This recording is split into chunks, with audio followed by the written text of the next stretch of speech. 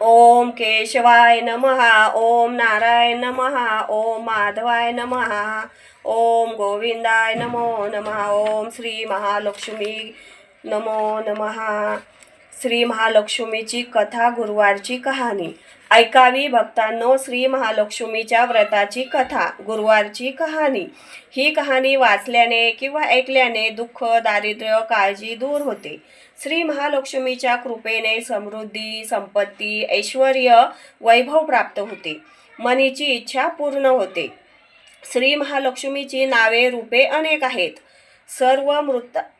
सर्व भूतांच्या ठिकाणी ती छाया, शक्ती, तृष्णा, शांती, जाती, लज्जा, शांती, श्रद्धा, कांती, वृत्ती, स्मृती, दया, तृष्टी, माता, अधिक क्षात्री व लक्ष्मी अशा रूपाने राहते। तिला नमस्कार असो। कैलासावर पार्वती, क्षीर समुद्रात सिंधुकन्या, स्वर्गात महालक्ष्मी, भूलोकी लक्ष्मी, ब्रह्मलोकी सावित्री, गोलोकी राधिका, वृंदावनी रासेश्वरी, चंदनवनी चंद्रा, चंपकवनी गिरिजा, पद्यावती पद्या, मालतीवनी मालती, कुंदवनी कुददंती, केतकीवनी सुशीला, कंदबवनी कंदबमाला, राजप्रासादी राजलक्ष्मी, घरोघरी गृहलक्ष्मी अशा विविध नावांनी श्री महालक्ष्मी ओळखली जाते। अशा सर्वांच्या परिचयाच्या व सर्वाभूती असलेल्या श्री महालक्ष्मीची ही कहाणी आहे। द्वापार युगात भारत भूमीत सौराष्ट्र देशात भद्रश्रवा नावाचा राजा राज्य करी। तो पराक्रमी होता। 4 वेद, 6 शास्त्रे, 18 पुराणे यांचे सम्यक ज्ञान त्याला होते। त्याला सुरतचंद्रिका नावाची राणी होती। राणी देखणी, सुलक्षणी व पतिव्रता होती। त्या दोघांना 7 पुत्र व त्यांच्या पाठीवर एक कन्या झाली। कन्येचे नाव ठेवले श्यामबाला। एकदा महालक्ष्मीच्या मनात आले, आपण त्या राजाच्या राजप्रसादी राहावे। त्यामुळे राजा अधिक सुखी होईल व प्रजेला अधिक सुख देईल। गरिबाकडे राहिले तर तो सारी संपत्ती स्वतः करताच खर्च करील। म्हणून महालक्ष्मीने वृद्ध ब्राह्मण स्त्रीचे रूप घेतले व ती काठी टेकत सुरतचंद्रिका राणीच्या महालासमोर उभी राहिली। म्हातारी असली तरी ती तेजस्वी दिसत होती। तिला पाहताच एक दासी पुढे आली। दासीने वृद्ध ब्राह्मणीची नीट विचारपूस केली। वृद्ध ब्राह्मणीचे रूप घेतलेली श्री महालक्ष्मी माता म्हणाली, बाळ, माझं नाव कमळा, माझ्या पतीचं नाव भुवनेश, आम्ही द्वारकेला राहतो। तुमची राणी पूर्वजन्मी एका वैश्याची पत्नी होती। तो वैश्य फार दरिद्री होता। रोज त्या दोघांची भांडणं होत। मग नवरा तिला खूप मारझोड करी। ह्या जाचाला त्रासलेली ती वैश्यपत्नी कंटाळली आणि घर सोडून गेली। राणीवनी उपाशी भटकू लागली। तिची ती दशा बघून मला तिची दया आली। धनसंपत्ती, सुख व समृद्धी देणाऱ्या श्री महालक्ष्मी व्रताची मी तिला माहिती सांगितली। माझ्या सांगण्याप्रमाणे तिने लक्ष्मी व्रत केलं। तिला महालक्ष्मी प्रसन्न झाल्यामुळे तिचं दारिद्र्य संपलं। तिचं घर, संतती, संपत्ती व समृद्धीने भरलं।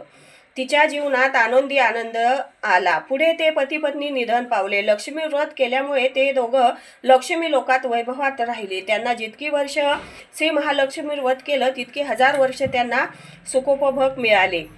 ह्या जन्मी त्यांचा जन्म राजकुळात झाला आहे, पण त्या राणीला लक्ष्मी व्रताचा विसर पडला आहे। त्याची आठवण करून देण्यासाठी मी मुद्दाम आले आहे। वृद्धेचे ते बोलणे ऐकून दासीच्या मनात जिज्ञासा उत्पन्न झाली। तिने वृद्धेला नमस्कार केला व म्हणाली, माताजी, मला त्या व्रताची माहिती व पूजाविधी सांगा। वृद्धेच्या रूपातील महालक्ष्मीने दासीला लक्ष्मी व्रताची माहिती दिली व महिमा सांगितला। मग ती दासी त्या वृद्धेचे उपकार मानून व तिला नमस्कार करून राणीला निरोप सांगण्यासाठी अंतपुरात गेली। राजवैभवात लोळणाऱ्या त्या राणीला आपल्या ऐश्वर्याचा फार गर्व झाला होता। संपत्तीमुळे व सत्तेमुळे ती उन्मत्त झाली होती। म्हातारीचा निरोप ऐकून ती रागारागाने व तावातावाने आली आणि त्या वृद्ध ब्राह्मण स्त्रीला फटकळपणे बोलली। तिला धक्काबुक्की केली। ती वृद्ध ब्राह्मण स्त्री म्हणजे प्रत्यक्ष लक्ष्मीच होती। हे काही राणीला कळलेच नाही। राणीचा तो उद्धटपणा पाहून महालक्ष्मीने तेथे न राहता स्वस्थानी जायचे ठरवले। ती राजद्वारातून निघाली। वाटेत तिला श्यामबाला भेटली। श्यामबालेला सगळी हकीकत कळली। तिने त्या वृद्ध ब्राह्मणीची क्षमा मागितली। तेव्हा श्री महालक्ष्मीला तिची दया आली। तिने श्यामबालेला लक्ष्मी व्रताची माहिती सांगितली।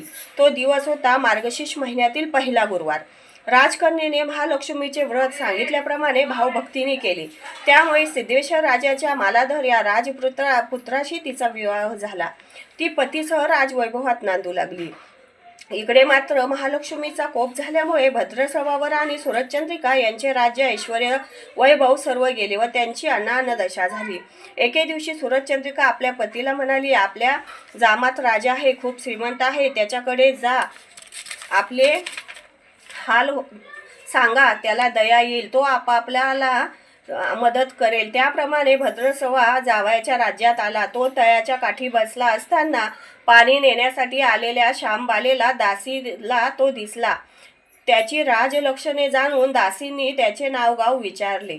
तो श्यामबाला राणीचा पिता आहे हे कळल्यावर दासी धावत धावत श्यामबालेकडे गेल्या. त्यांनी सर्व हकीकत तिला सांगितली. दासीकडून राजवस्त्रे पाठवून श्यामबालेने आपल्या पित्याला मोठ्या थाटामाटाने राजवाड्यात आणले. आदर सत्कार केला, नाना परीचा पाहुणचार केला. तो परत जायला निघाला तेव्हा तिने हंडा भरून धन दिले. भद्रसवा घरी आला. सुरतचंद्रिकेला आनंद झाला. तिने हंडा उघडला. तो काय, हंड्यात द्रव्य नव्हते, कोळसे भरलेले होते. महालक्ष्मीच्या अवकृपेने हा चमत्कार घडून आला होता. काही दिवसांनी सुरतचंद्रिका आपल्या लेकीच्या घरी गेली. तो दिवस होता मार्गशीर्ष मधला शेवटचा गुरुवार. श्यामबालेने महालक्ष्मी व्रत केले, आईकडूनही करविले. सुरतचंद्रिका परत आपल्या नगरात आली. तिने लक्ष्मी व्रत केले म्हणून पूर्वीचे राज ऐश्वर्य तिला प्राप्त झाले. पुढे काही दिवसांनी श्यामबाला माहेरी आली, परंतु बापाला कोळसे दिले व आपल्याला काही दिले नाही. हा राग सुरतचंद्रिका राणीच्या पोटात खदखदत होता. म्हणून श्यामबालेला कोणी विचारले नाही. तिचा अपमान झाला, परंतु आईवर न रागवता ती तिथून निघाली. निघताना तिने तिथले थोडे मीठ बरोबर घेतले. आपल्या राज्यात राजगृही आल्यावर पतीने तिला विचारले, माहेरून काय आणले? ती म्हणाली, राज्याचे सार आणले. पती म्हणाला, म्हणजे काय? पत्नी म्हणाली, थोडा धीर धरा म्हणजे कळेल. त्या दिवशी तिने सर्व जेवण आळणी करायला सांगितले. नवऱ्याला तिने सर्व जेवण वाढले. त्याला सर्व जेवण अळणी लागले. मग तिने थाटात थोडे मीठ वाढले. पदार्थात ते घालताच जेवण रुचकर लागले. हेच ते राज्याचे सार. श्यामबालेच्या पतीला तिचे म्हणणे पटले. मग त्या दोघांनी हास्यविनोद करून जेवण पुरे केले. अशा रीतीने जे कोणी हे महालक्ष्मी व्रत श्रद्धेने करतील त्या भक्तावर महालक्ष्मीची कृपा होईल. सुख, समृद्धी व शांती यांचा लाभ होईल. सकळ मनोरथे पूर्ण होतील. मात्र श्रीमंती आल्यावर उतू नये. महालक्ष्मीचे व्रत करायला चुकू नये. दर गुरुवारी पोथी वाचायला विसरू नये. श्री महालक्ष्मीचा महिमा पुरवितो भक्ताची कामना. अशी ही महालक्ष्मी व्रताची कथा, गुरुवारची कहाणी सफळ संपूर्ण. ओम श्री महालक्ष्मी देवे नमः. ओम ह्रीं श्री लक्ष्मी नमो नमः. ओम शांती शांती. श्री महालक्ष्मी देवर्पणमस्तु.